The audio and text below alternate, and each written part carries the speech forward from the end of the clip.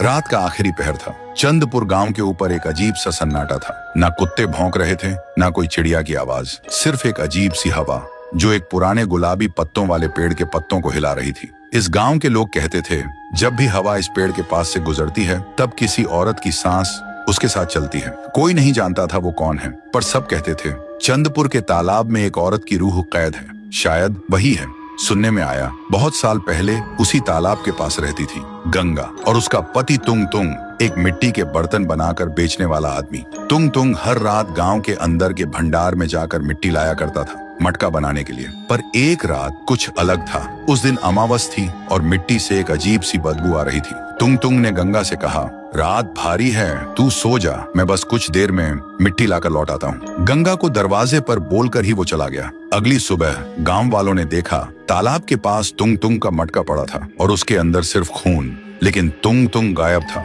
उस दिन के बाद गंगा पागल सी हो गई। रात दिन तालाब के पास जाकर बोलती, क्यों तू ले गया मेरा तुंग तुंग को, अब ले चल मुझे भी। और एक दिन उसका जिस्म भी उस तालाब में मिल गया। पर लोग कहते हैं उसकी आवाज आज भी उस तालाब के पास सुनाई देती है। कुछ लोगों ने देखा रात के तीसरे पहर में जब कोई तालाब के पास जाता है तो पानी में अपनी नहीं गंगा की परछाई दिखती है और वो बुलाती है, आजा।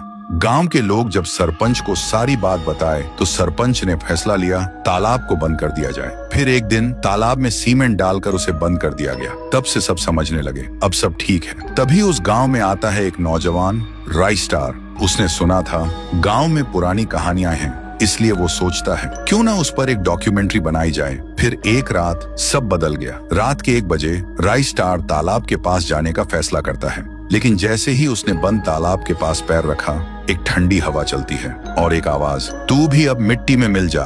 राई स्टार डरते हुए पलटा। फिर जो उसने देखा उसके होश उड़ गए। तो दोस्तों, राई स्टार ने ऐसा क्या देखा जिसे देखकर वो खुद सन्न हो गया? अगर जानना है तो कमेंट करो, पार्ट 2 चाहिए।